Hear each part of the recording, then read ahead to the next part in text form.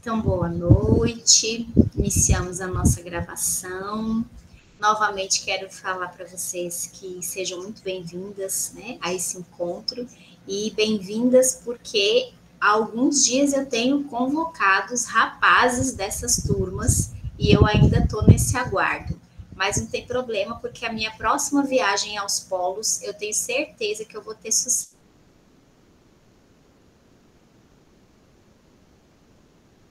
Né? Mesmo que à distância. Bom, queridas, hoje a gente vai fazer um apanhado da aula 12 e da aula 13. Para quem já assistiu aos vídeos, eu acredito que talvez não tenham tantas dúvidas. Lá no nosso fórum, eu estava esperando assim um monte de dúvidas, né? E apareceram bem pouquinhas. Não que isso tenha me deixado triste, mas às vezes eu fico um pouquinho preocupada, gente. Por quê?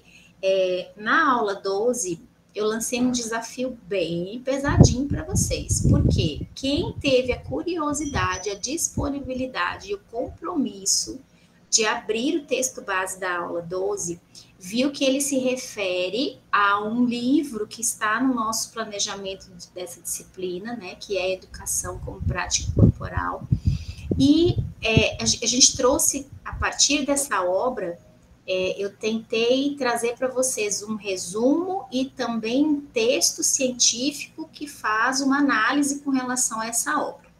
E é um texto mais extenso, é um texto que trouxe ali, eu me deliciei lendo ele, porque tinham muitas palavras que eu também tive que revisitar, tive que pesquisar, e é um texto bem denso, né? É um texto que a gente não consegue ler superficialmente. E aí eu falei lá no vídeo da aula 12, eu falei assim, gente, eu estava esperando que vocês me solicitassem, eu estava esperando que vocês conversassem, falassem, professora, pelo amor de Deus, que texto é esse? Quantas palavras difíceis, quantas palavras novas, e isso não aconteceu. Então eu aproveito essa oportunidade para convidá-las a este desafio, que não seja a leitura do texto todo, né, porque são algumas páginas, mas para vocês terem esse gostinho que precisa nos motivar, sabe por quê? Quando a gente pega um material denso, a gente começa a ler e não entender, isso tem que ser, sabe aquela mola que joga a gente assim para frente, que dá um empurrão, puf, tem que ser motivo, não para a gente falar assim, meu Deus, como eu sei pouco, vou me desanimar. Não, tem que ser motivo para a gente entender que é preciso criar desafios e enfrentá-los, né? Então, eu não estou fazendo propaganda negativa, tá, gente? Mas eu estou reforçando o quanto esse texto da aula 12, que é a partir do livro que nós temos na nossa ementa da disciplina, o quanto ele é um texto que nos desafia. Quem não pôde ainda ler, por gentileza, tire alguns fragmentos e alguns trechos e cumpra esse desafio, certo? Mas hoje a gente vai retomar, então, essa aula 12 e a aula 13 também. A aula 13, para quem teve a curiosidade, viu que a aula 13 foi filmada em estúdio, né? Então, eu tô lá, não muito maquiada, porque vocês sabem que antigamente, gente, vou contar aqui uma coisa para vocês. Antigamente, lá em 2014, até 2017, mais ou menos, as nossas aulas da UAB, que eram gravadas em estúdio, nós, professores, nós passávamos por maquiagem, vocês acreditam? Então, a gente ia mais cedo, e aí tinha uma maquiadora, né, que fazia cabelo, que fazia maquiagem e tal. Então, a gente aparecia, assim, bem bacana. E no estúdio, eu gravei essas aulas, depois eu fiquei rindo. Eu falei, gente, mas que cara é essa de cansada? Mas eu juro para vocês que eu passei ali uma maquiagemzinha e tal, mas nada se compara, né, gente, a uma maquiagem profissional. Mas, enfim, não é uma reclamação, eu estou só contando esse segredinho para vocês, tá? Então, lá na aula 13, que é a aula da rota que foi aberta hoje, vocês estão me ouvindo bem, né? Qualquer coisa, vocês abrem o microfone e falem comigo, tá? Porque só eu que fico com a janelinha aberta, né? Vocês ainda não aprenderam a criar coragem? Vamos ver, daqui para daqui a pouco vão abrindo aí essas janelinhas, porque eu gosto de ver vocês, tá? Então, a aula 13 foi filmada em estúdio. E lá na rota, essa aula já está disponível, tá? Por que que eu estou falando isso? Porque a gente teve que adiar devido a esses dois compromissos institucionais aí que a gente teve, tá bom? Mas a gente vai retomar um pouquinho sobre essa questão das práticas corporais como linguagem, né? E aí eu também lancei o desafio para vocês de fazerem um videozinho curto, mas todo mundo resolveu escrever. Tudo bem, tá ótimo. Agradeço e vou até compartilhar com vocês, tá? Mas era um desafio do memorial da gente usar uma outra linguagem audiovisual de fazer um videozinho curto. Se vocês observarem lá no roteiro da aula 12, lá fala assim, faça um videozinho curto, suba o seu videozinho no YouTube e compartilhe o link do YouTube no memorial. Quero dizer para vocês que o memorial ele está muito rico, ele está muito recheado de percepções muito bacanas que vocês estão tendo acerca desse conteúdo. Eu que fico daqui, fico pensando e refletindo, gente, o que a gente está construindo juntas para que ao chegar ao final dessa disciplina a gente possa parar e pensar o que eu construí nessa disciplina? Veja, isso é o mais importante, né? A gente não precisa ter uma visão equivocada de que a gente tem só que cumprir tabela. Ah, cheguei no final dessa disciplina porque eu fiz as atividades propostas, porque eu entrei na rota, computei minha frequência, consegui a média ou consegui um pouco acima da média, e aí tá, cumpri o meu propósito. Não. Veja, de cada disciplina, a gente precisa levar conceitos bem sólidos com relação a isso, né? Então, por exemplo, nas duas disciplinas que tivemos anteriormente, de alfabetização e letramento, eu refleti muito sobre isso. E conversando com alguns de vocês nos polos, eu pude compreender, não sei se eu estou equivocada, mas eu compreendi que a gente construiu uma visão muito sólida com relação à psicogênese da escrita, né? Aquelas questões das fases que não são rígidas e engessadas, mas que são perspectivas de construção dessa linguagem escrita pela própria criança, né? E o quanto a gente precisa valorizar esses traçados, valorizar essa escrita espontânea, valorizar o quanto a criança adquire essas habilidades que também são motoras, ao link com a nossa disciplina de agora, né? Mas que são habilidades que vão se dando de forma progressiva. Então, a psicogênese da escrita foi ali o carro-chefe, né, com a Emília Ferreiro, com a Ana Teberoski, né? Nós trabalhamos muito a Magda Soares também, que traz a afirmação para nós que toda criança aprende. Então, trazer essa ludicidade, trazer a questão da criança, do interesse da criança no centro do processo. Então, acho que o apanhado mais ou menos foi esse. E esse apanhado, gente, a gente também tem que fazer nessa disciplina de fundamentos da educação psicomotora, tá? Para que a gente não passe por ela acreditando que a gente não faz parte dela. Pelo contrário, eu sempre friso e eu fico muito feliz quando eu ouço as minhas ex-alunas falando isso também. Há uma boa teoria, em regra, ela garante uma boa prática. O que isso quer dizer? Quer dizer que se a gente estiver preenchido dessa teoria, se a gente compreender todas essas teorias e entender que teoria não se separa da prática, a gente vai saber o que a gente está fazendo, né? A gente vai saber qual é o nosso propósito enquanto pedagoga, certo? Concordam ou discordam? Vocês estão muito caladas e eu estou falando sozinha, certo? Só esses joinhas, ninguém abre o microfone, oh meu Deus, ninguém abre a janelinha. Estou aqui caçando os colegas dos outros polos para vir para a aula. Tá certo, Neiane está sempre aí disposta a nos ajudar, obrigada. Tava faltando só Pedro Afonso e eu tentando lembrar quem era, aí achei a Almerinda. Ai, que coisa boa. Mas então, queridas, esse apanhado, né, que a gente está fazendo é porque, como eu disse para vocês, o propósito desse instrumento do memorial é justamente vocês construírem registros escritos, tá? Vocês compreenderem que a teoria, ela existe para que a gente se aproprie dela. Ela não está lá naquela bancada alta, naquela gaveta distante, ela não está lá naquela prateleira longe sabe quando a gente vai numa biblioteca que tem aquelas prateleiras mais altas que você pensa assim, nossa, aqueles livros lá que ninguém alcança, ninguém nunca lê, nunca usa, não tem umas coisas assim? Então, a gente tem que desconstruir essa ideia de que a teoria está distante da nossa prática, porque isso não existe, tá? Então, a gente precisa ter firmeza, a gente precisa ter clareza com relação ao quanto as teorias nos mostram a importância de uma boa prática. Sim, querida Neyane. Sobre essa reflexão, Abriu a janelinha. sobre essa reflexão aí, a questão do desenvolvimento psicomotor, né? Que eu tive me observando muito, principalmente na parte do estágio, assim, a questão da educação infantil. O tanto que faz a diferença, né? Às vezes a gente acha que no brincar, eles estão só brincando.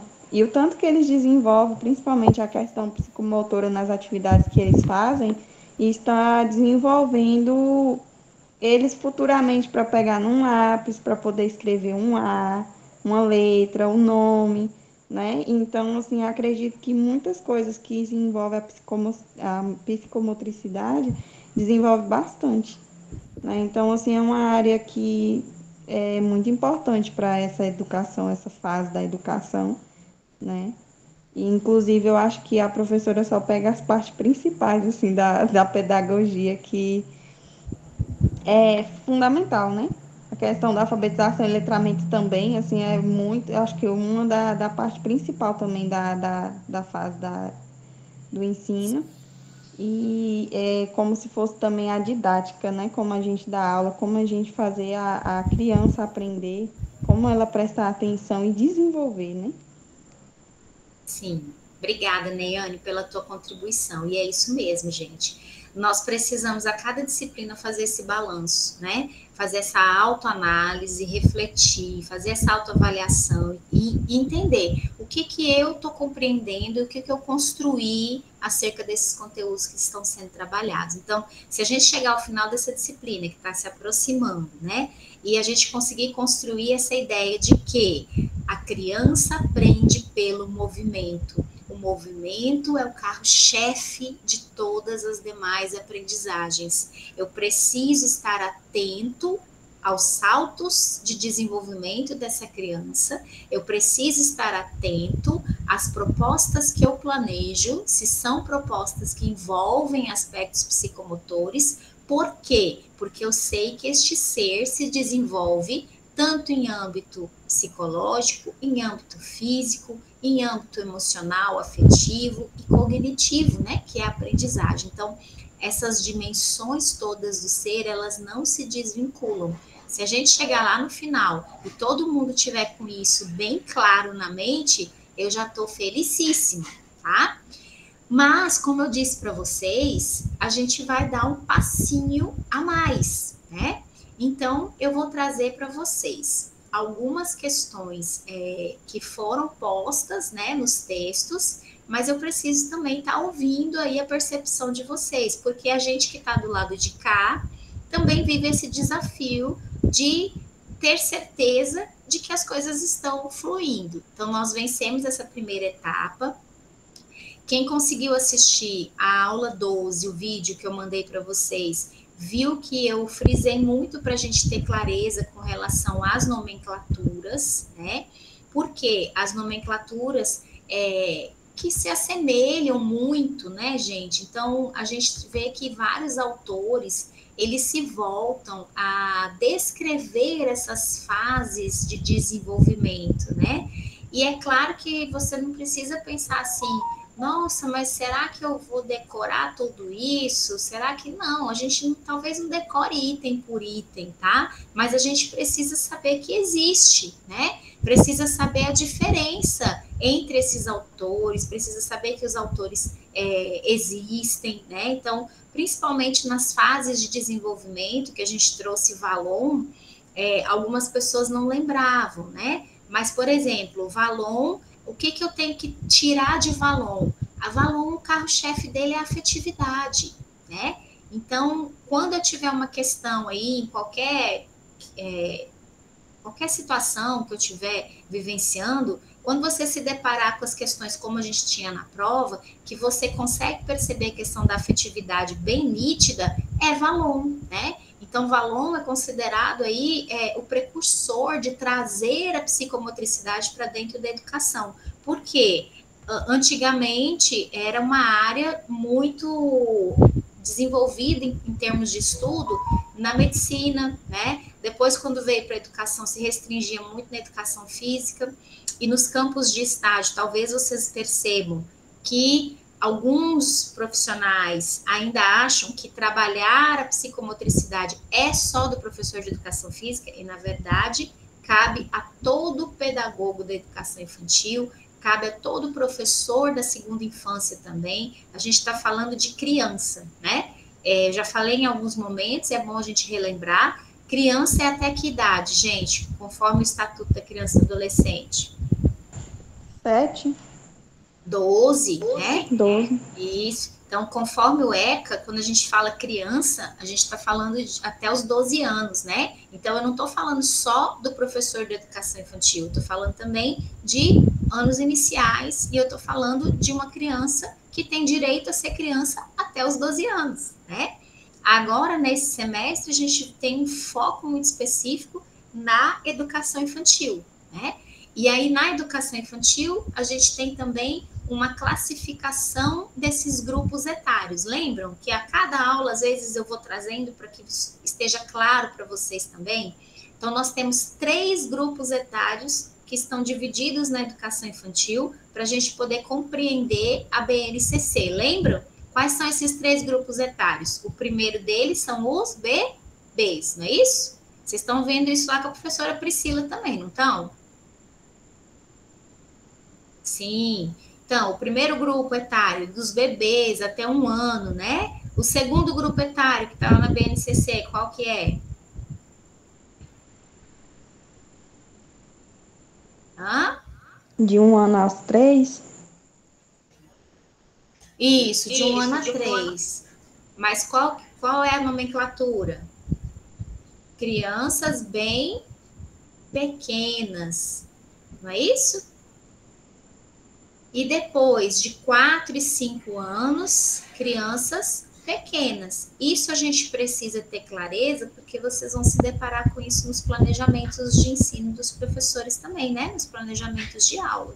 E vocês, enquanto professoras, precisam também construir essa clareza, porque lá na BNCC a gente tem as propostas por campos de experiência divididas nesses 3 grupos etários, né? Então, os campos são os mesmos, mas eu tenho propostas e habilidades específicas dos bebês, específicas das crianças bem pequenas e específicas das crianças pequenas, que seria berçários, maternais e pré-escola, tá? Então, isso daí a gente tem que ter clareza, certo, pessoal? Quem se aventurar aí e deixar sua janelinha aberta, eu vou ficar felicíssima, que eu tô aqui, só eu me vendo, e eu nem passei a maquiagem que eu devia passar, mas saibam que eu tô aqui de coração feliz por ver vocês, viu? A próxima aula vem mais bonita. Bom, falando então deste preâmbulo, né, da gente relembrar as nomenclaturas, nós vamos então ver, eu vou passar aqui para vocês, queridas. Eu vi que muitas deixaram suas contribuições no memorial, não se aventuraram a fazer o videozinho, né, que eu pedi, da aula 12, mas o memorial, como eu disse, está muito rico. Oi, querida. Eu fiz o vídeo, mas aí ficou umas palavras assim meio erradas. Sério? Mas eu vou corrigir e vou postar. Ai, que coisa boa, faça isso mesmo. Aí eu postei, eu passei para minha irmã dar uma olhada, ela ficou muito bom, mas só que tem umas palavras que eu botei foi igual tropeçar, eu coloquei foi o nome errado é trupicar. Aí ela disse que era errado o nome, não sei o quê. Mas deixa eu te falar, trupicar é uma palavra regionalizada. A gente não pode dizer exatamente que está errado. É uma palavra coloquial, não é uma palavra formal, né? Mas é uma palavra coloquial. Ah, porque eu falei sobre aquele vídeo, eu achei muito importante, do choro, né? Que a, que a Sim. criança, que a criança é o Engole o pai, choro, menino. que o pai reclamou, e aí a criança segurou o choro, né? Aí, então a emoção dela ficou muito tempo abalada ali com aquilo que o pai falou, né? Então eu achei muito importante a psicomotora corporal, né? Que faz muita parte de tudo, sentimental, emocional, né? A pessoa fica. É tanto que quando a gente está mal, você vê só no olhar, a gente vê que a pessoa não está bem, Sim, né? com E a certeza. gente sabe que uma criança, se ela não estiver bem, é tanto quando chega assim, a gente já vê no semblante da pessoa. Tanto uma criança, como um adulto, como qualquer um. Não tem como tipo assim, desenvolver uma atividade, né? Uma pessoa que está com o seu emocional abatido. Então, eu entendi ali assim, que com muitos anos ele ficou preso naquele choro, ele achava que as pessoas choravam, também tinha que engolir o choro, né? E aí, com um grande trupicão que teve, a mente dele se memorizou, chorou, né? Aí eu achei muito importante aquele vídeo. Aí eu fiz um vidinho, mas eu vou postar ainda. Ah, que legal. Pois fica à Ah, vontade para você corrigir e posta mesmo, viu, gente? tá Porque bom. assim a gente já vai se preparando para Ah, o nosso seminário. Eu sei que vocês estão conversando aí no chat, que tem muita coisa, que vocês estão enlouquecendo, que não estão dormindo, que estão preocupadas. nossa, Vou dizer para vocês uma coisa, gente. Respirem e nós precisamos dar um passo de cada vez. Eu sei que não é fácil, porque a gente trabalha, a gente é mãe, a gente é esposa, a gente é funcionário, é servidor. Mulheres são mil e uma coisas em um, né, gente? Mas veja, eu sempre digo, o momento da formação inicial da universidade é aquele a mais um pouquinho que a gente faz, porque é aqui que a gente está rompendo. Depois vocês vão ver que vocês vão só correr para o abraço, porque é pós-graduação, quero ver vocês no mestrado, no doutorado. A gente não para, a gente não deve parar de estudar. Mas o curso superior é aquele que abre essa porta e escancara, né? É aquele que vai nos dar essa base sólida. E isso só vai acontecer realmente se a gente fizer o a mais. E a gente precisa respirar fundo e seguir para que ninguém fique para trás. Eu sei que não é fácil, mas veja, a A2 sendo o seminário já vai facilitar para vocês, porque o projeto integrador já vai ser a A2. Vocês estão sabendo disso, então? Sim, pronto. Então veja, além de trabalhar a questão da linguagem, né, que vocês participaram já da oficina, além disso, vocês vão ver que vocês vão produzir a escrita a partir do projeto integrador, mas que vocês vão apresentar. Então já a ideia é que seja um desafio, obviamente, mas a ideia é que facilite um pouco para vocês, porque vocês têm muitas disciplinas, né? Tudo que é desafiador nos tira da zona de conforto. Então, nos dá um pouco de medo, nos dá um pouco de apreensão, mas eu tenho certeza que vocês são muito capazes. Porque ser capaz é a gente olhar para a gente a cada dia e dizer: poxa, olha onde eu cheguei, olha como eu estava e onde eu estou agora, olha a forma como eu estou agora. Isso tem que ser motivo para a gente se impulsionar e se motivar, tá bom? Então, depois dessa fala de ninguém pode ficar para trás, eu vou compartilhar aqui a minha tela com vocês, tá? Para a gente iniciar, recapitulando a aula 12. Eu quero trazer 2 pontos para recapitular essa aula 12, que é muito, muito, muito importante, que é sobre a pedagogia do movimento, né? Então, na aula 12,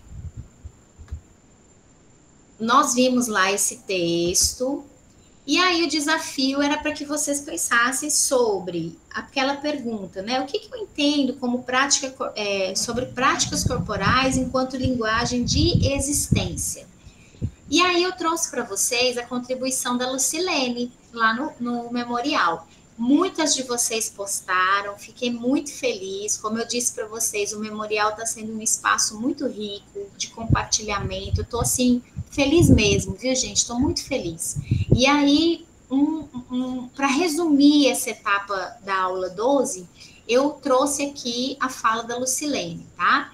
Que ela apresenta que a psicomotricidade corporal é essencial para o desenvolvimento humano, pois integra mente e corpo, transforma o movimento em ferramenta de aprendizagem. Olha o quanto isso é interessante, gente. Vocês pararam para refletir sobre isso? O movimento enquanto ferramenta de aprendizagem. Por que eu bato nessa tecla? Porque muitas vezes a gente vê essa teoria na universidade, a gente compreende a importância da educação psicomotora, mas a gente acaba sucumbindo muitas vezes aos formatos pré-estabelecidos dentro da nossa sala de aula. O que eu estou falando?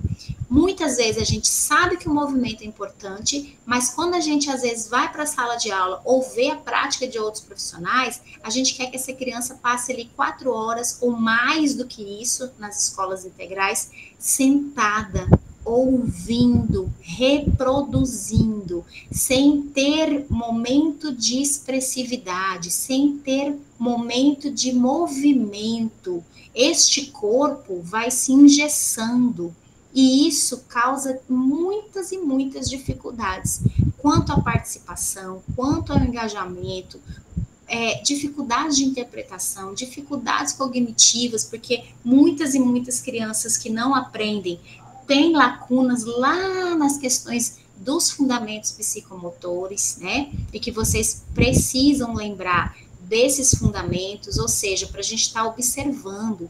O que eu tenho que observar no desenvolvimento dessa criança? Lateralidade, equilíbrio, como é que essa criança se percebe no mundo, né, gente? Que é o esquema corporal. Como é que está o tônus muscular dessa criança? É uma criança que corre? É uma criança que anda e esbarra nas coisas? É uma criança que tem um traçado firme ou fraco? É uma criança, de repente, que cai muito? É uma criança que muitas vezes eu vejo que a estrutura muscular dela é mais fraca? Isso me indica uma série de questões, né? Desde uma possibilidade aí de desnutrição, de falta de questões fisiológicas mesmo, até uma patologia também, né? Até uma questão de estímulo. Vou dar um outro exemplo para vocês. Muitos estudos são feitos junto a crianças, junto a bebês de abrigos, né? E são estudos muito interessantes. Por quê? Porque no abrigo, por mais que as pessoas sejam idôneas, por mais que sejam bem cuidados, por mais que eles tenham pessoas que transmitem afeto, vocês sabem que crianças institucionalizadas em abrigos, elas não têm aquela atenção 1 a 1, né? O que é isso? Geralmente são vários profissionais que cuidam de muitos bebês. Então, nós temos muitos estudos, principalmente na área psicomotora, de o quanto as crianças vão se conformando e se enquadrando a poucos movimentos dentro dos bercinhos, por exemplo. Crianças que ainda não andam, né? Por quê? Porque muitas vezes elas não conseguem ter um estímulo 1 a 1, ou seja, o adulto com ela, como se estivesse ali com a mãe, se estivesse com a pessoa cuidadora só para ela, estimulando, conversando, tirando do berço, andando pela casa. Entendem o que eu estou falando? Então, não é uma crítica com relação a essas instituições não, tá, gente? Não me entendam mal. Mas eu estou compartilhando que existem muitos estudos que falam que este corpo que se movimenta pouco, ele vai se conformando a não se movimentar tanto, porque ele vai se engessando nesse sentido de impulso mesmo, né? Impulso motor. E aí vem a questão da aprendizagem. Por quê? Se a gente a todo momento está dizendo que o movimento é ferramenta de aprendizagem, que o movimento é acesso a essas aprendizagens diferentes, eu preciso compreender que quanto menos essa criança explora suas potencialidades de movimento, menos conexões ela vai fazendo também, menos possibilidades de aprendizagem que ela vai tendo acesso. Então, eu não posso pensar que o movimento é uma questão mecânica, tá? Eu tenho que compreender que o movimento é uma totalidade. O movimento diz respeito a todas as dimensões deste corpo que aprende, deste sujeito que aprende, né? Por isso que o nosso desafio maior, principalmente na educação infantil, é que a gente coloque essa criança em movimento, é que a gente garanta espaços de fala para essa criança, é que a gente compreenda que essa criança precisa estar no centro do processo, porque senão a gente estuda, sabe o que é importante, quando chega lá na sala de aula, a gente coloca a criança sentada, a gente exerce o direito da criança. Ai, professora Tatiana, a sua fala está tão bonita, mas na realidade é bem diferente. Opa, existem estratégias pedagógicas para a gente garantir a fala dessas crianças. E eu já conversei algumas vezes com vocês sobre isso. Eu tenho uma turma lá de 30 crianças, 40 crianças, 25 crianças. Eu tenho estratégias para que essa fala circule entre eles. Então, eu tenho um microfone, eu passo esse microfone para alguns falarem, eu tenho momentos lúdicos em que eu trabalho a fala para que tanto ele entenda que enquanto o outro fala, ele precisa escutar, porque a escuta também é uma questão de atenção, de concentração, né? Mas eu tenho sim formas de organizar a minha sala com ordem, com organização mesmo, para que as crianças falem. Se isso não acontece na sala de aula, gente, essa criança vai se conformando a não participar, ela vai se conformando a deixar-se em segundo plano, e isso não é possível. Ou ela se conforma, ou a gente tem aqueles famosos casos de indisciplina, né? Na educação infantil, a gente não fala sobre a indisciplina. Por quê? Porque a gente trabalha, graças a Deus, a gente trabalha uma perspectiva mais transversal, mais lúdica. Tudo na educação infantil tem que ser contado, tem que ser cantado, tem que ser brincado, porque nós temos que garantir os direitos de aprendizagem, né? Lembram dos direitos de aprendizagem, que é brincar, expressar, se movimentar, se conviver, né? Então, nós temos que garantir esses direitos, tá? E aí a Lucilene traz para nós que essa psicomotricidade corporal ela é fundamental, porque o corpo é a principal via de expressão e interação do ser humano. Então, tá super completo, né? Fiquei muito feliz e eu espero que a gente construa realmente dessa disciplina essa percepção. Tudo está interligado. Eu não preciso acreditar que uma expressão gestual da criança não está me revelando algo sobre a aprendizagem, sobre a afetividade e sobre as questões motoras dela também. Tudo que a criança revela através do seu corpo, da sua expressividade, diz respeito à forma como ela se posiciona no mundo, a forma como ela se percebe, né? Eu estou falando de esquema corporal, de consciência de si. Então, uma criança que o adulto, de repente, despreza ou menospreza, ou tem uma fala de desdém. Ah, esse menino é assim mesmo, esse menino é... Tem um pessoal que gosta de usar umas expressões pejorativas, esse menino é malino, esse menino é custoso, esse menino é Deus o livre, mas assim, não tem um pessoal que, né, esse menino é... Vou nem falar, mas eu já ouvi tantas barbaridades, e veja, isso atinge diretamente a imagem que a criança está construindo de si mesma. Então, gente, comportamentos, sejam eles quais forem, eles nos revelam a forma como a criança está compreendendo a si mesma. E isso, nós, enquanto pedagogos, principalmente na educação infantil, isso tem que ser o foco do nosso olhar também para este desenvolvimento humano, certo? Falei demais, né? Vocês não estão falando nada, tô ficando aqui falando só. Falou que eu levantei a mão e até agora nada. É porque eu não enxergo que eu tô no slide, gente. Aí eu fico igual um trem descarrilhado. Falo. Vocês têm que abrir o microfone. Ei, professora, essa questão da psicomotricidade mesmo, eu tenho acompanhado algumas lives sobre a neurociência, né? Ótimo. De inclusão, que trabalha muito a questão das dificuldades, né? Que as crianças passam. E aí eu vendo assim que essa área da psicomotricidade é o que praticamente assim o mais ajuda para ver a dificuldade que o aluno tem. né? Sim, E aí esse questionário que você disse assim da sala de aula, percebi mesmo no estágio a questão da professora sempre falar assim, fulano sempre, tipo assim, sempre não faz atividade, sempre tem dificuldade, sempre isso, sempre aquilo, fulano não comporta, fulano isso, aí assim, eu achei constrangedor, porque é igual foi falado, né? Que a criança vai sempre ouvindo aquilo.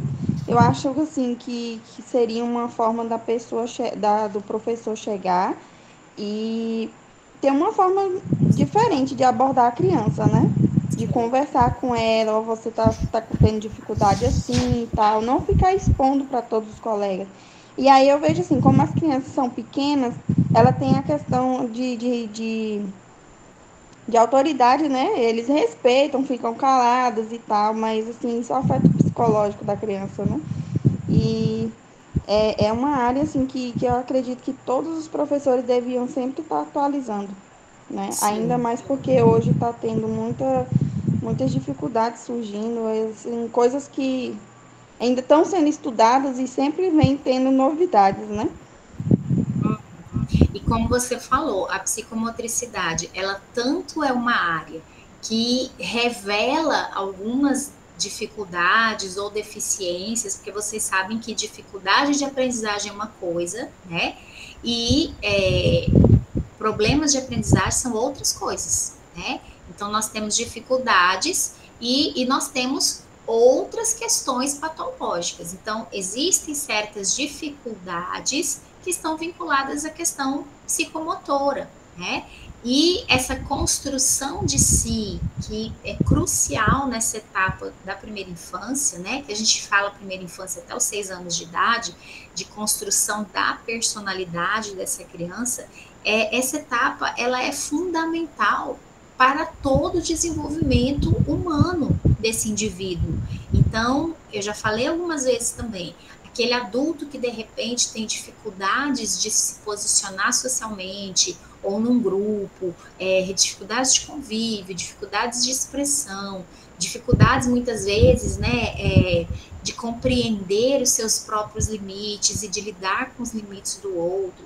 Tudo isso, gente, é porque lá na primeira infância, essas questões psicomotoras, elas foram deixando, foram deixadas, talvez, a segundo plano também, né? Então, a gente não está falando de psicologismos, a gente está falando de questões reais, afetivas, de emoções, de sentimentos que interferem em toda a composição deste ser.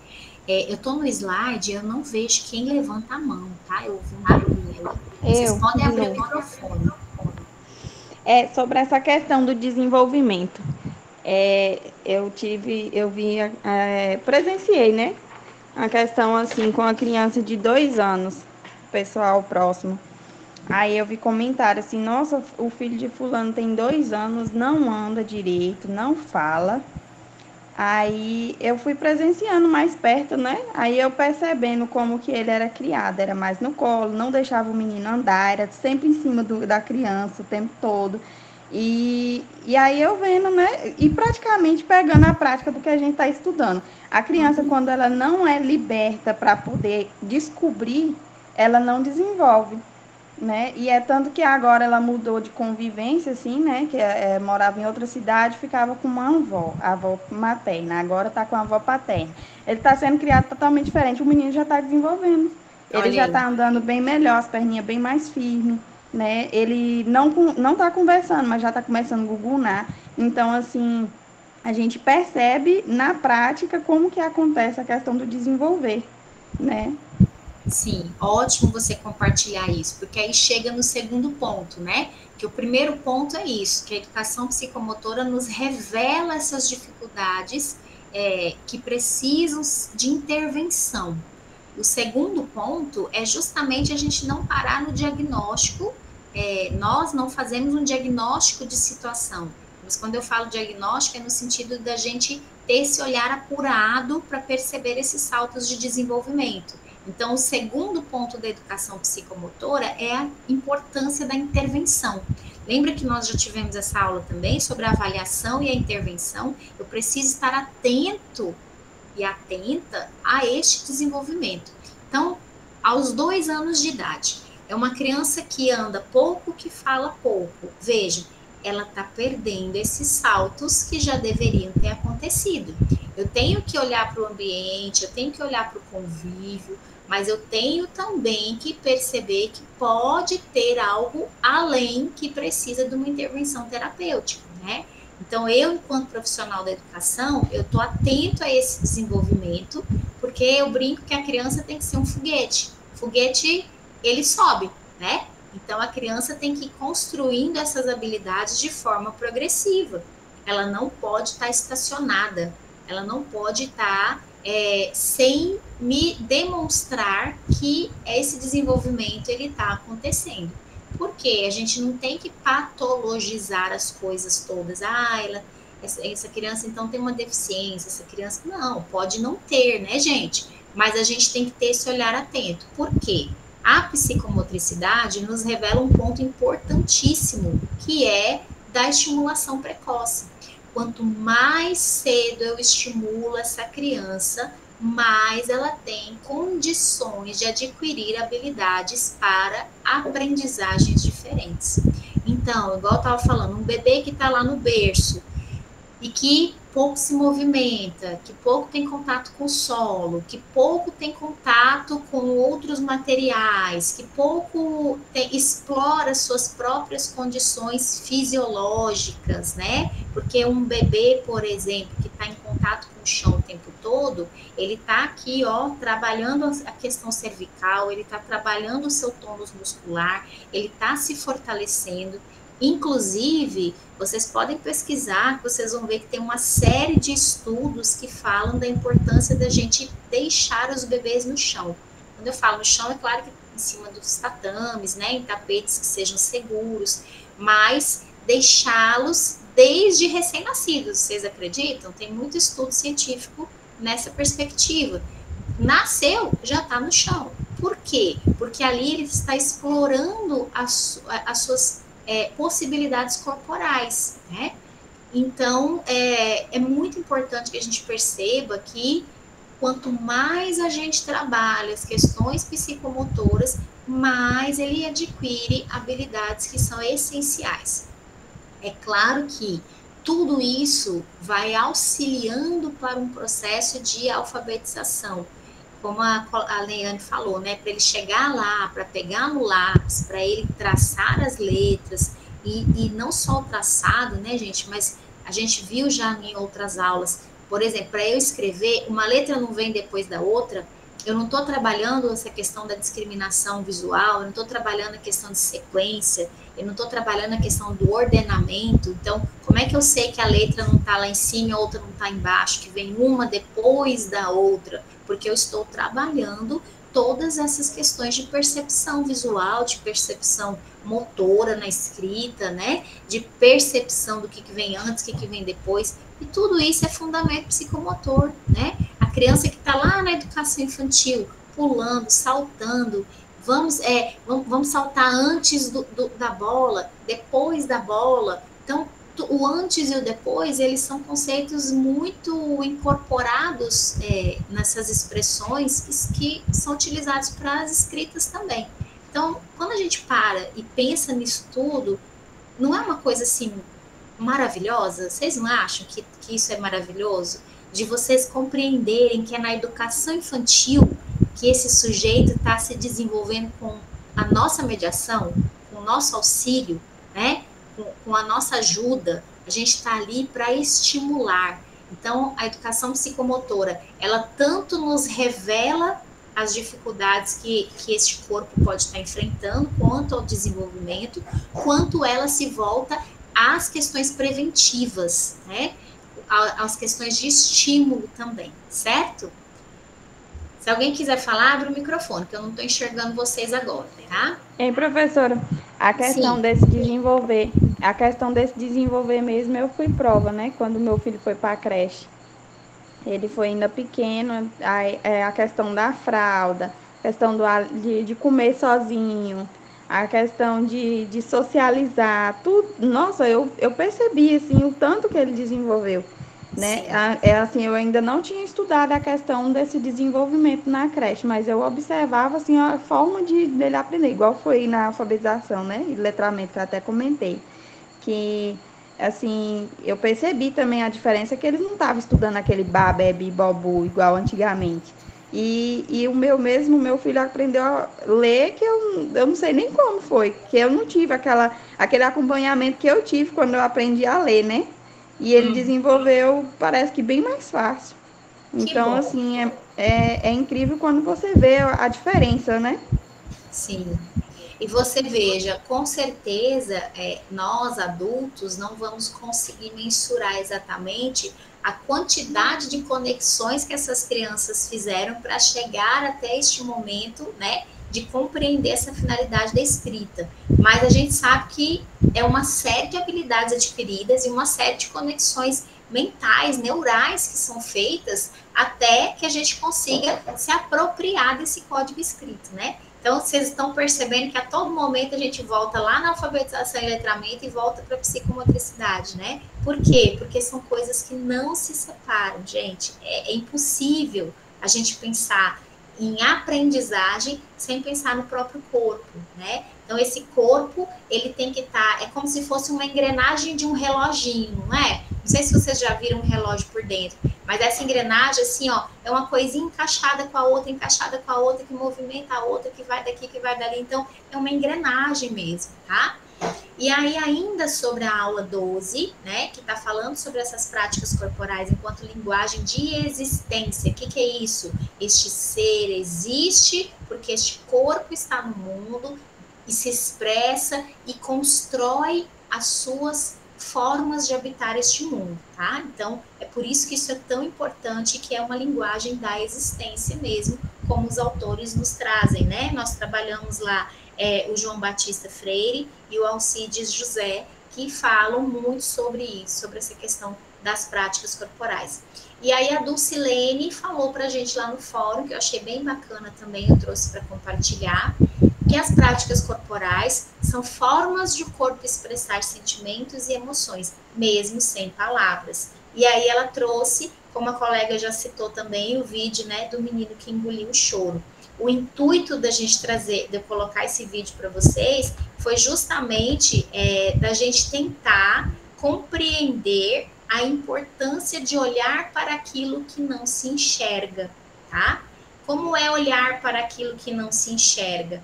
Perceber que tudo está permeado, né? A Lucilene que falou do vídeo, tudo está permeado pelas emoções, pelas sensações. Então, uma palavra que é dita, principalmente na educação infantil, mas não só na educação infantil, uma palavra que é dita, ela vai ao encontro deste ser em formação. E aí a gente está ali diretamente lidando com a construção dessa personalidade, tá? Quero ler um trechinho para vocês, para encerrar a questão da aula 12. Quero ler um trechinho do texto para vocês. E aí a gente vai comentar. Atenção! Não fosse o sustentáculo epistêmico. O que é sustentáculo epistêmico, gente? Alguém abre aí o microfone. Sustentáculo. Quando eu falo sustentáculo, eu estou falando de quê? Algo que sustenta, que dá firmeza, não é? E epistêmico. O que é epistêmico? Quem se atreve aí? Eu coloquei lá. Vocês viram que eu mandei um glossáriozinho para vocês na aula 12? Quando eu falo de episteme, eu estou falando de quê? Abre o microfone, que eu não estou enxergando vocês.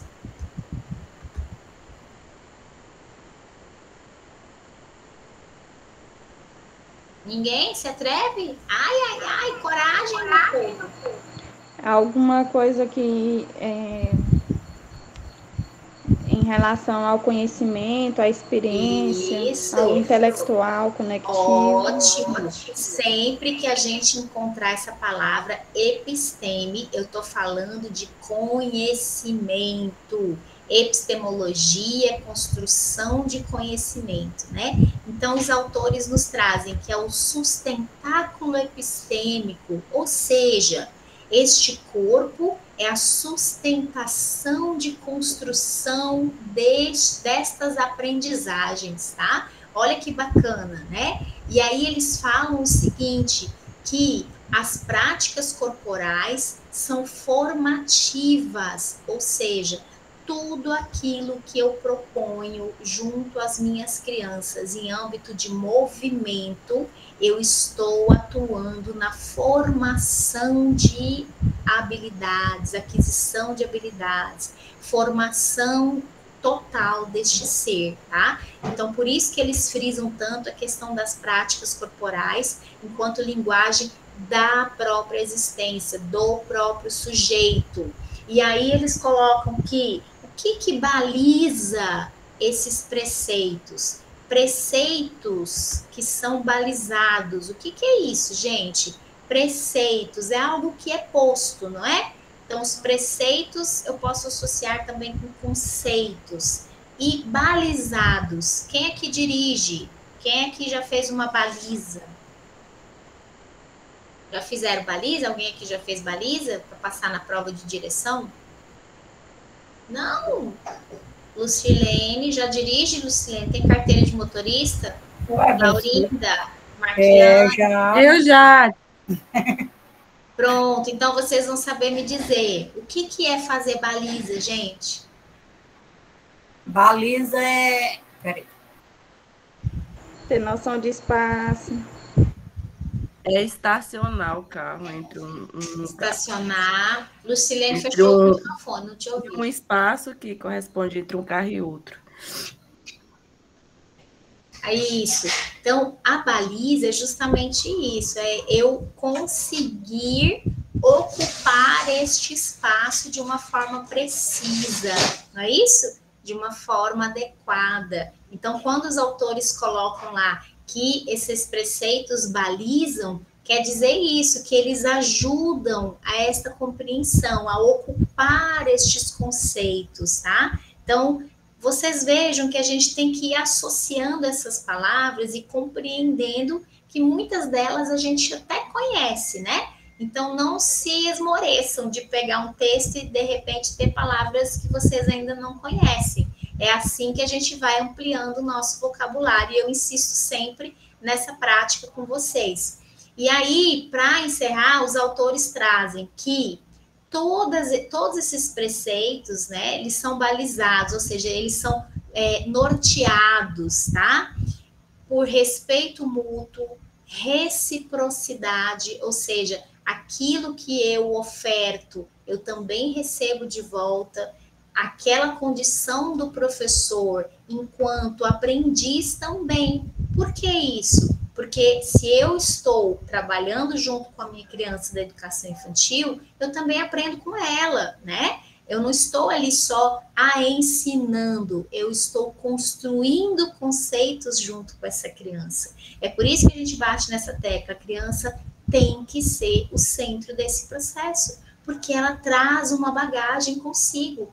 A criança não é uma tábula rasa, não é uma folha de papel em branco que eu, adulto, vou desenhar, vou escrever como ela tem que ser. Não, gente, ela é um sujeito em construção. Ela tem direito e às suas expressividades, direito aos seus sentimentos, direito às suas emoções, porque ela é um sujeito, né?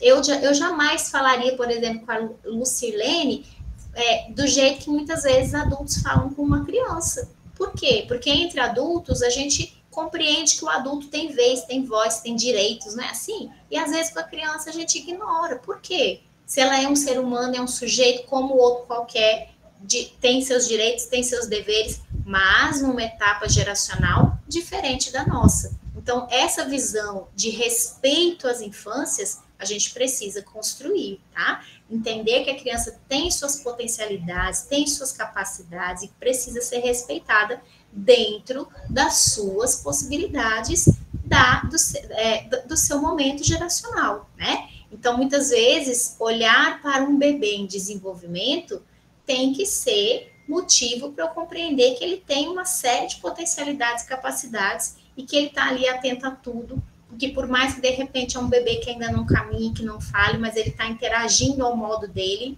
né? Então, são questões mesmo que a gente tem que construir para que isso faça parte da nossa prática profissional, certo? E aí, então, eles falam sobre respeito, eles falam sobre reciprocidade, sobre liberdade de expressão, liberdade criadora, práticas de liberdade, né? Tudo isso eles falam sobre a construção destas aprendizagens. Eles falam sobre a construção dessa epistemologia, ou seja, epistemologia é que se volta ao conhecimento, à aprendizagem, certo? Então, a gente coroa aí esses textos da aula 12, né, da pedagogia do movimento, trazendo essa visão ampla com relação ao movimento. Então, isso tem que servir para que a gente, ao estar dentro das escolas, né, dos centros de educação infantil, para que a gente não olhe a criança está ali se movimentando. Não é um movimento mecânico, tá, gente? Ela está ali em pleno desenvolvimento, adquirindo uma série de novas habilidades, tá bom? Então, isso a gente precisa ter muita clareza. Voltando, então, agora para a aula 13, que também é uma aula muito importante, porque ela fala sobre as posturas do pedagogo para este desenvolvimento psicomotor. Por quê? Porque lembra que a gente conversou que teoria e prática não se desvinculam. Então, eu tenho que estar firme na teoria, compreendendo a importância desses fundamentos psicomotores, e eu tenho que colocar isso em ação. Porque senão, o que acontece? Eu vou lá para a minha sala de aula e muitas vezes, né, eu acabo me engessando em práticas muito tradicionais que colocam essa criança sentadinha, que só tem que reproduzir, que não tem vez, que não tem voz, que não participa, que não se movimenta, né? Eu sempre insisto com vocês, um bom planejamento é aquele que tem alternância em momentos de repouso e em momentos de movimento. Tô percebendo que as minhas crianças estão ficando agitadas. Tanto uma música, faz um exercício de respiração, porque isso trabalha a atenção, trabalha a concentração, né? Trabalha essa questão de reorganização cerebral. Então, o pedagogo tem que estar atento a essas necessidades para que a gente não seja aquele professor opressor que fala para a criança ficar quieta, para a criança sentar o tempo todo, para a criança não se expressar, para a criança não participar, para a criança, né? Eu já contei isso aqui para vocês, que eu tive uma criança na educação infantil inteligentíssima, e quando ela foi para o ensino fundamental, lamentavelmente, ela mordeu a orelha da professora, lá no primeiro ano. E aí a família veio até mim, né, a gente conversou muito, e eu perguntei para ela, eu falei, me conta o que aconteceu. E para minha surpresa, ela falou, essa professora é muito egoísta, ela não me deixa falar hora nenhuma, eu não consegui, professora. E eu fiquei muito brava, eu fiquei com muita raiva, porque eu queria falar. Olha isso, gente. É claro que em momento algum, né, a gente pode encorajar atos de violência. Essa criança está em processo de autorregulação. O que é isso?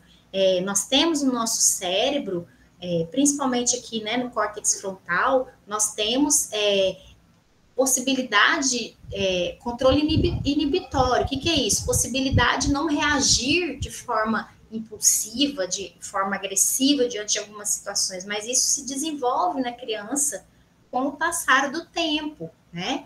Então, é uma criança que está em desenvolvimento e que precisa que o adulto a auxilie, que o adulto deixe claro para ela que certas condutas não são aceitáveis, né? Nosso papel de adulto é esse. Mas veja, eu estou dando esse exemplo por quê?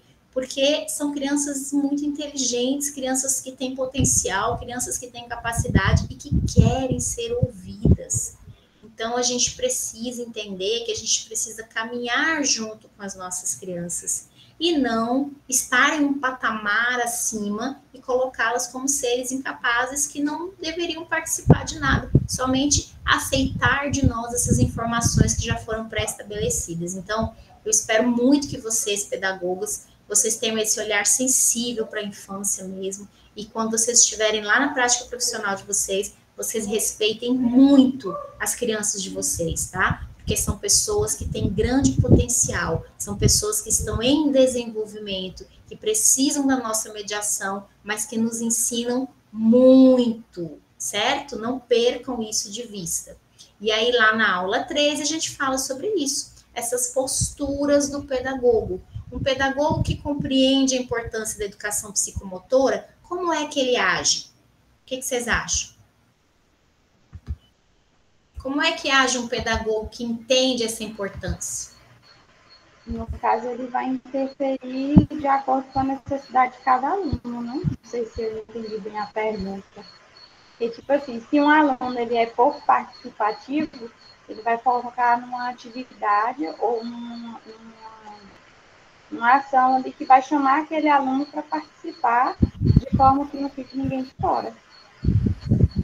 Ótimo. Então, isso que você falou já nos diz que o pedagogo, ele tem que ter uma postura inclusiva, é isso?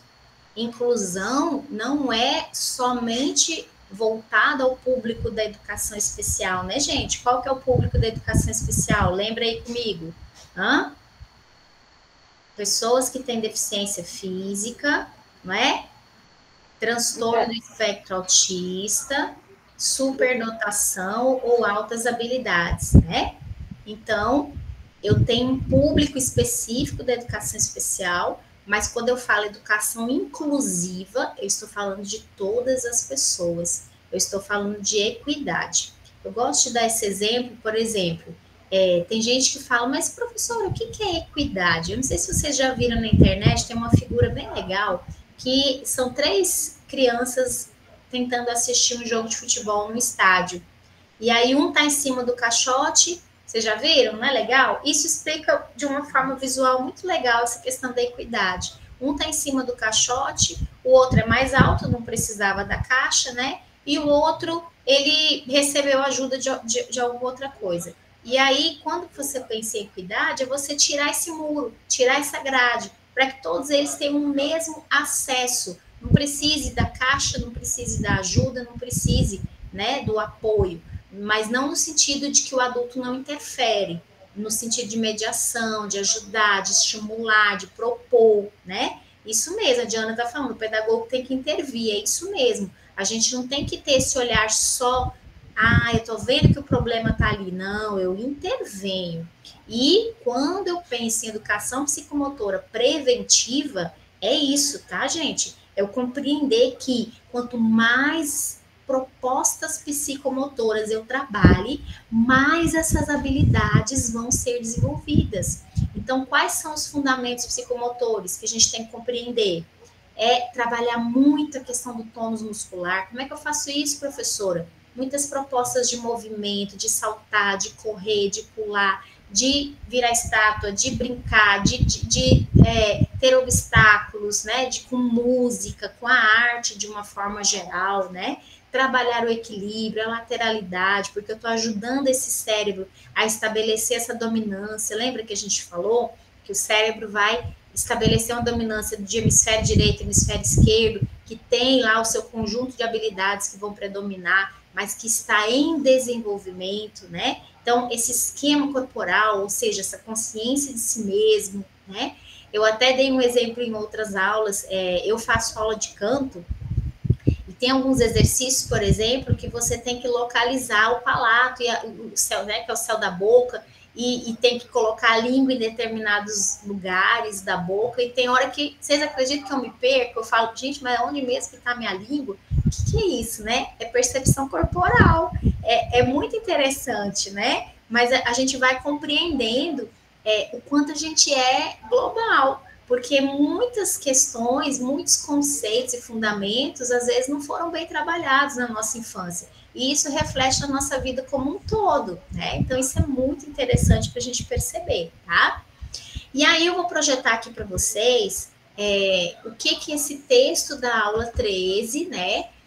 O texto base, ele traz para nós, para que a gente compreenda aonde a gente atua, essas posturas do pedagogo, elas estão localizadas principalmente nessas 3 dimensões, tá? Eu vou explicar um pouquinho, se vocês não compreenderem, a gente abre o microfone que agora eu não estou enxergando vocês, tá?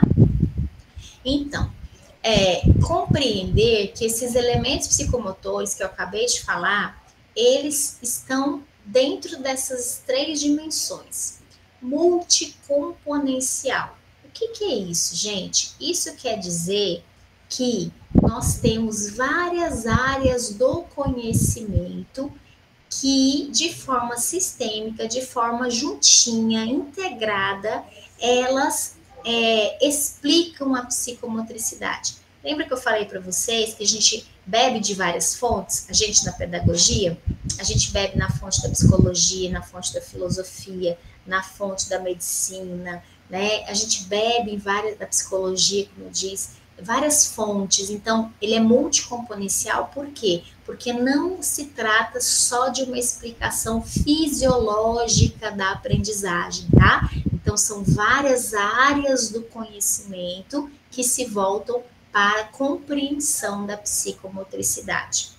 Por que a psicomotricidade é multiexperiencial?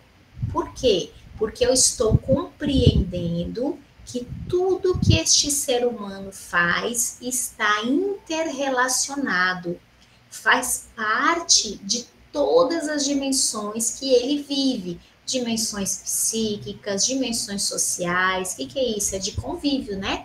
Como vocês disseram aí, quando a minha criança foi e interagiu com outras crianças, ela aprendeu muito mais coisa, ela adquiriu muitas outras habilidades. Por quê? Porque a interação faz parte deste processo de aprendizagem de uma forma muito incisiva, de uma forma muito sólida, né, gente? Então, por que ela é multi-experiencial? Porque é um processo humano diverso, que envolve a experiência que eu tenho e a vivência que eu tenho. A vivência é a forma como eu sinto, como eu vivo aquela determinada situação. E a experiência é aquilo que chega até mim para que eu participe também, para que eu aprenda, né? Então, todas essas perspectivas, elas têm contextos de experiência muito diversos e muito amplos, certo?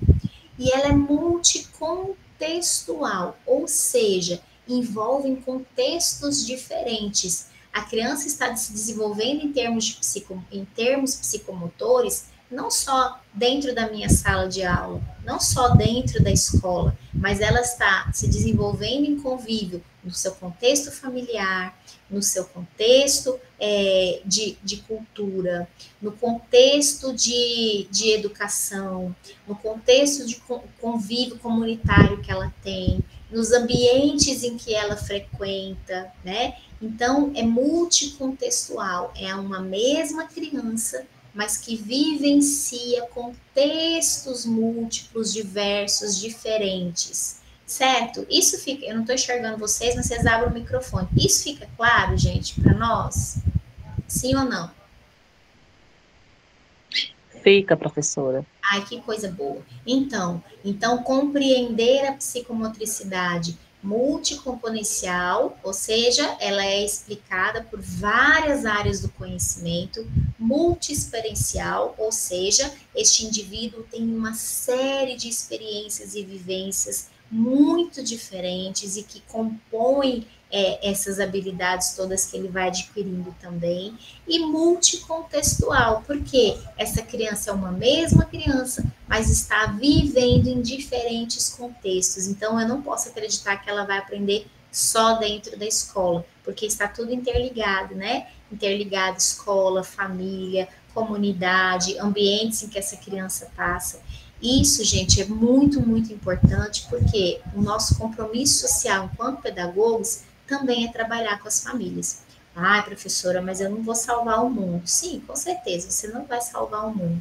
Mas veja, uma família que, como vocês mesmos deram um exemplo, uma família que tem uma fala pejorativa com uma criança, ela precisa ser convidada a vir na escola e a gente precisa profissionalmente explicar para essa família, falar, olha, cada vez que você conversa com a tua criança, você está contribuindo para a formação da personalidade dela. Então, vamos encorajá-la a acreditar em si mesma, vamos encorajá-la a entender que ela é um ser humano capaz, vamos ajudar a tua criança a avançar em certos comportamentos que precisam ser superados, né? Então, mostrar para essa família que tudo o que acontece está diretamente ligado ao desenvolvimento como um todo dessa criança. Uma criança que não acredita em si mesma é uma criança que talvez tenha dificuldades de aprendizagem em todas as áreas de conhecimento trabalhadas por nós, né? Então, não é só a criança em si,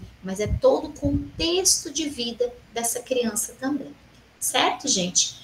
E aí, na aula 3, a gente traz essa pirâmide do desenvolvimento psicomotor, para vocês não esquecerem de forma alguma. Vocês têm que lembrar. Ah, professora, mas são nomes complicados. Não é nada, a gente aprende, a gente tem que ir fazendo os nossos resumos, a gente tem que ir colocando as nossas percepções no memorial, a gente tem que ir lidando com esse vocabulário para que a gente aprenda.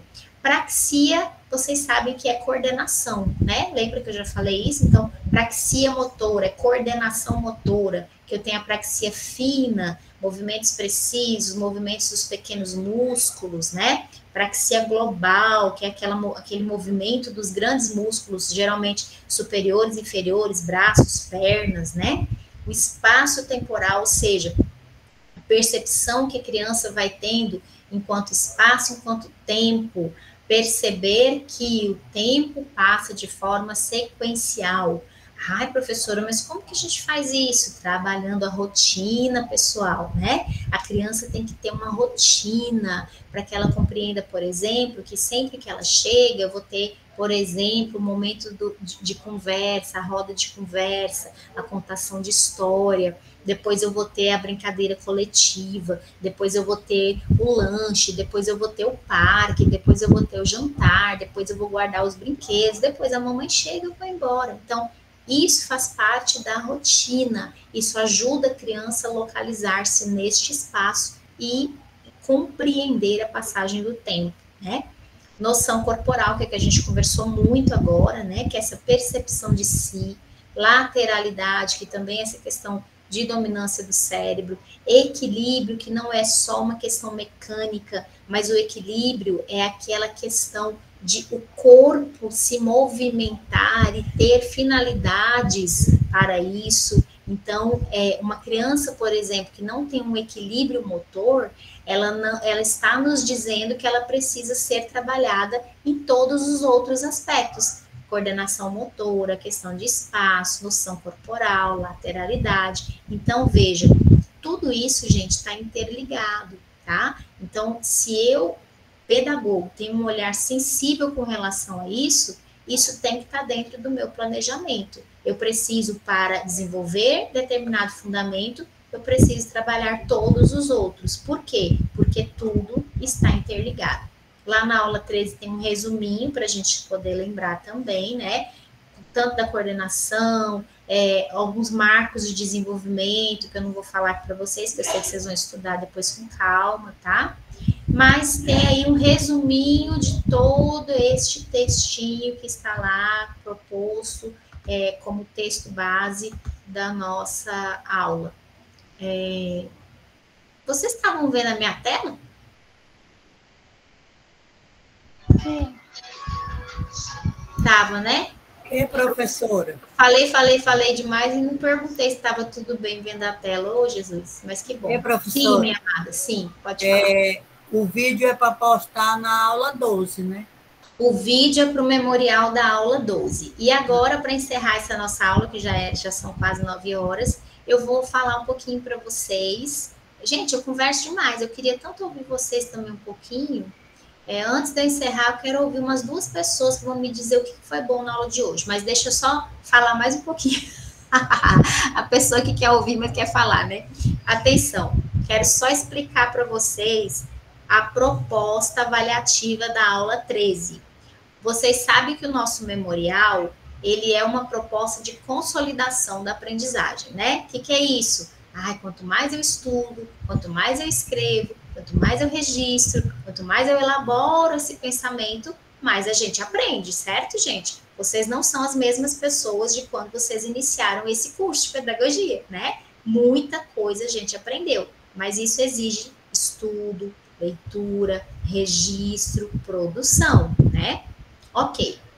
Na aula 13, o nosso desafio é uma entrevista com um profissional da escola onde nós já estamos. Ah, tem que ser só escola de estágio? Não, se você tiver contato com outras pessoas de escola, tudo bem. Importante, você não vai identificar essa pessoa de jeito nenhum, tá? Na aula 13, vocês vão ver que tem um modelinho lá para vocês responderem. Mas lá você só vai dizer se essa pessoa, qual é a função que ela exerce dentro da escola? É diretor, é supervisor, é orientador, é professor? Qual a função? E aí lá tem 3 perguntas para você fazer para essa pessoa. Só que você vai fazer essa entrevista cara a cara com a pessoa, perguntando, ela vai te responder. A sugestão é que você grave as respostas dela, mas você vai transcrever a resposta dela. Professora, eu vou fazer um vídeo? De jeito nenhum. Da aula 13 não é vídeo coisa nenhuma, porque a gente não vai saber quem você entrevistou, certo? Não tem imagem dessa pessoa. E a gente tem que deixar isso claro. Falar, olha, eu gostaria de fazer uma entrevista, eu vou transcrever o seu áudio, as suas respostas, mas fique tranquilo, não há identificação, tá? E eu gostaria de só gravar, se você me permitir, para que depois eu possa transcrever. O que a gente vai colocar lá?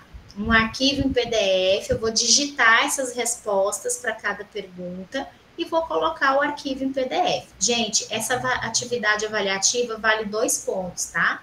Por quê? Porque é uma atividade que vai desenvolver em vocês muitas habilidades diferentes. Então, capacidade de síntese, capacidade de análise, capacidade de interação com esse profissional, né? E fora que eu tenho certeza que vai ser um momento muito enriquecedor para vocês, enquanto profissionais que vocês já são também. Certo? Dúvidas, perguntas? Podem abrir o microfone, que eu estou por aqui para tentar ajudar. Ei, professora. Sim. Oi, tá me ouvindo, professora? Estou. Então, como eu trabalho na escola, eu posso entrevistar um colega lá da escola mesmo, né? Com certeza. Se ele aceitar, tudo certo. Não, e nada de identificação, tá, gente? Tá ok, professora, obrigada. Então, tá bom. Eu tinha visto que eu tinha abrido a aula 13, eu tinha visto as questões lá, falava mais sobre entrevistar diretor, né?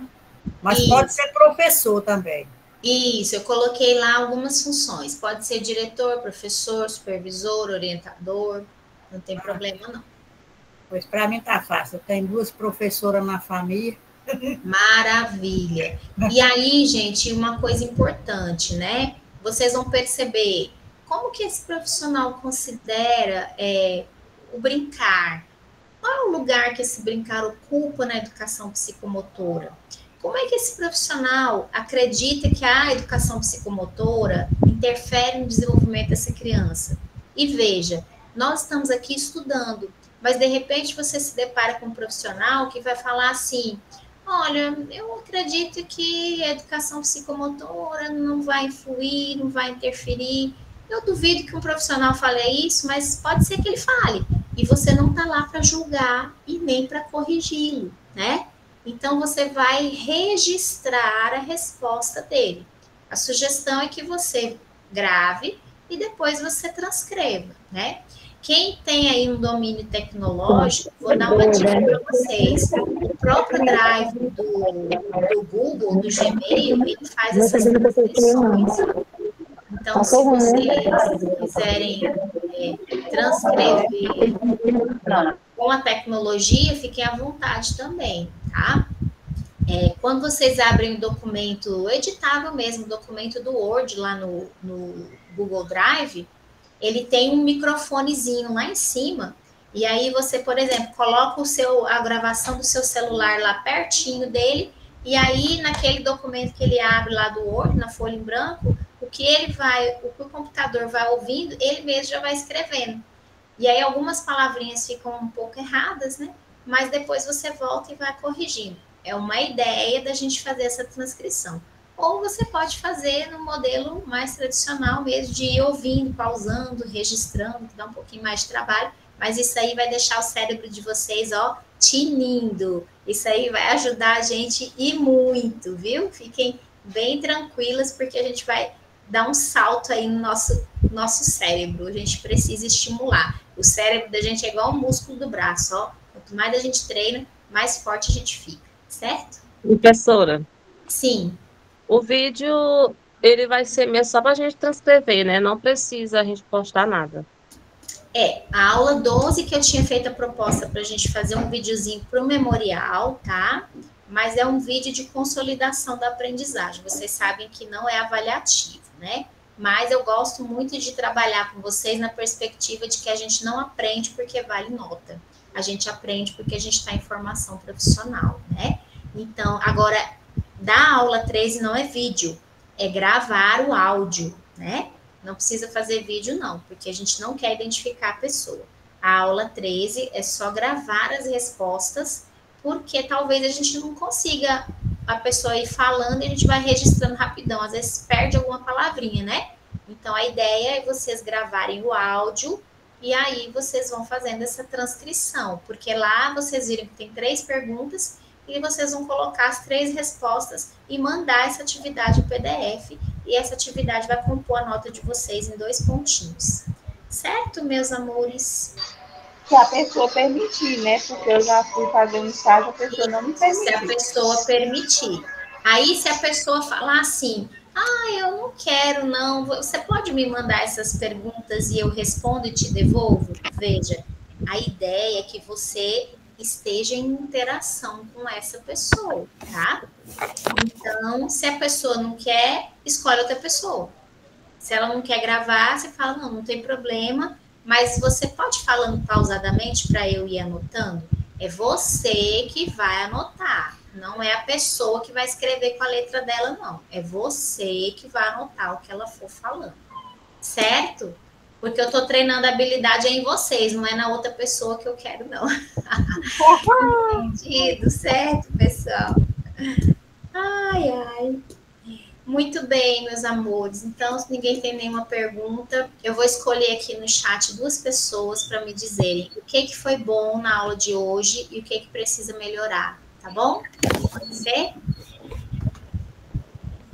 Deixa eu ver aqui, participantes. Agora é aquela hora que eu descubro se alguém deixou a câmera aqui e foi estender roupa ou fazer janta, ou cuidar do cachorro, ou tomar um banho, ou descansar. Deixa eu ver. Marquiane, você tá aí, querida Marquiane?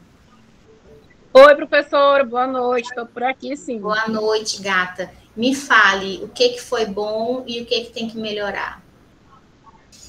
Professora, as suas aulas são excelentes. Eu não acredito que tenha que melhorar. Sua aula é maravilhosa. Não. Nós temos que achar alguma coisa para melhorar, para ficar melhor ainda, gente. Tem mais aula ao vivo. Sua participação mesmo, mais. Certo. E você, Marquiane, se a gente precisasse fazer um balanço assim dessa disciplina, que não tem certo e errado, não, fica tranquila, tá? Mas assim, o que mais te marcou em termos de compreensão? Se a gente falar assim, Marquiane, você fez aquela disciplina lá com a professora Tatiana, afinal de contas, o que isso quer dizer? Como é que você ia responder? Você fala da disciplina em si ou do conteúdo? Isso, dos conteúdos, da disciplina. O que você conseguiu aprender até agora, assim, em síntese? O que te marcou? Professora, é tanta coisa para resumir, mas a principal é essa troca do entendimento sobre o desenvolvimento da criança. Entender, ter esse olhar para entender a forma correta, porque eu também sou mãe, tenho uma criança de 4 aninhos, e esse entendimento como mãe, como professora, esse olhar diferenciado é o que mais me tocou. Um resumo geral. Que bom. Legal, obrigada. Muito bom. Vou chamar outra pessoa, então, para a gente concluir essa aula. Mas antes eu quero falar para vocês que eu estive aplicando a avaliação A1 lá no polo da Lagoa da Confusão. Me banhei lá na lagoa, foi ótimo, gente, uma água quentinha, maravilhosa, viu? Quem não conhece a lagoa tem que conhecer. E aí eu quero aproveitar para fazer um agradecimento, porque eu lancei um desafio, né, para o pessoal lá do Polo de Lagoa da Confusão, para a gente trabalhar o nosso olhar sensível e construir um poema. Nós trabalhamos, conversamos um pouquinho sobre a pedagogia, eu levei uma letrinha disparadora de pensamento para eles, a gente fez lá uma dinâmica, né, entre nós, mais criativa, assim, e aí falei para eles, pessoal, escrevam, se desafiem a registrar os sentimentos de vocês em palavras, né, e aí eu tive muitas surpresas, muito felizes, eu até compartilhei algumas poesias, vocês chegaram a ver? Eu mandei para os polos um cardzinho com as poesias, vocês viram? Não foi bacana, gente? Eu fiquei felicíssima. E aí eu quero agradecer lá da Lagoa a Érica, a Fernanda, a Nájila. Eu vi a Nájila por aí. Você tá aí ainda, Nájila? Eu tinha visto a Nájila entrou, não sei se já foi embora. A Miriam Letícia, a Rosângela, a Elivânia, a Rosane e a Creonice, tá? Então, agradeço demais. E o Anailton também. Acho que o Anailton também escreveu lá. E achei, assim, gente, muito, muito legal. Eles fizeram composições de poemas muito bonitas, né? E aí, quero agradecer a todos vocês meninas pedagogas maravilhosas que deixaram as impressões de vocês lá no memorial. Estou muito feliz com as nossas construções de lá. Estou sempre sugerindo também que a gente passe pelo corretor ortográfico, porque às vezes fica uma palavrinha aqui, uma palavrinha ali, e aí a gente vai tendo mais segurança na escrita, tá? E aí, para terminar, Valdicléia tá por aí?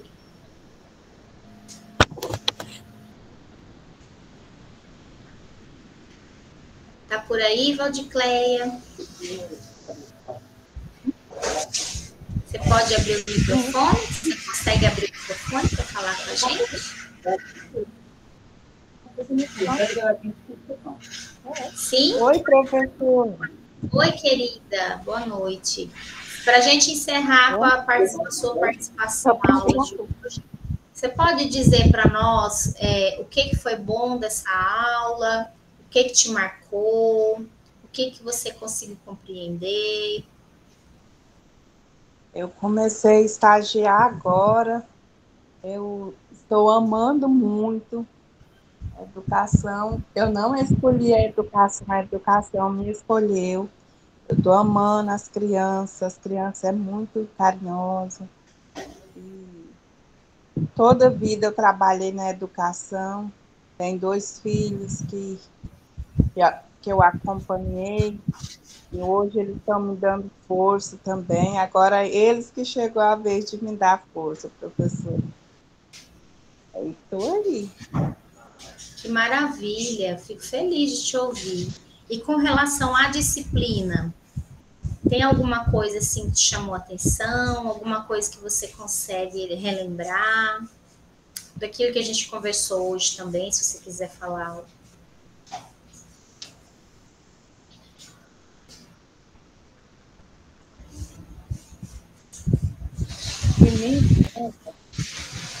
É o jeito de tratar as crianças por igual, não ter aquele bullying, sabe? Porque quando eu estudei, tinha muito bullying, isso marcou muito a minha vida. Mas hoje eu vejo que a coisa está mudando cada dia mais para melhor. Eu fico feliz de ver como está as coisas hoje, né? Ótimo. Então, é o professor acreditar na criança, nas suas capacidades, nas suas potencialidades, né? E não subestimar que as crianças já trazem consigo uma bagagem que é muito importante para que a gente ouça e aprenda com elas, né? Elivânia, obrigada, tá, Valdicléia? Muito obrigada. E agora a Elivânia levantou a mãozinha. Vamos encerrar então com a Elivânia. Pessoalmente, professora. Hã? Eu já te conheço pessoalmente lá no Limpão de Palmas. Ah, não creio. Foi na missa que teve lá. Ah, que legal! Mas a gente conversou? Não, não teve como conversar. Muita gente, né? Muita gente. E aí você me viu e não veio falar comigo? Ou você falou comigo? Falei, mas não tinha muita gente, acho que nem você lembra.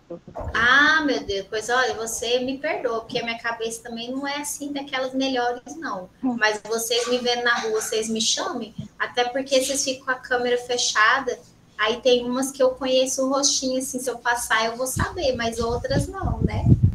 Pois ai de vocês se me virem na rua e me chamarem, viu? Eu pego vocês.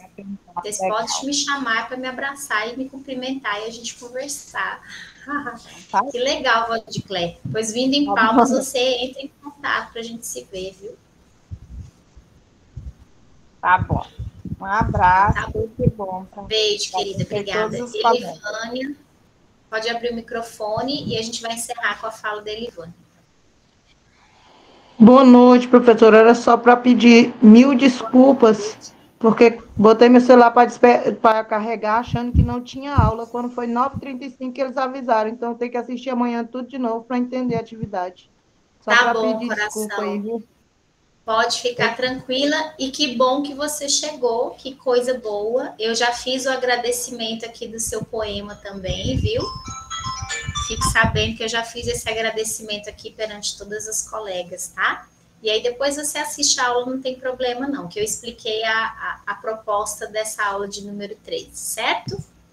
Então, gente, agradeço demais a presença de vocês. Vamos continuar firmes, inclusive no compromisso de motivar aqueles que não estiveram por aqui.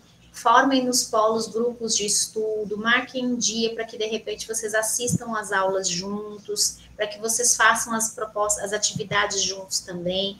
Tudo que a gente faz de forma coletiva e interagindo com as pessoas, a gente aprende bem mais, tá?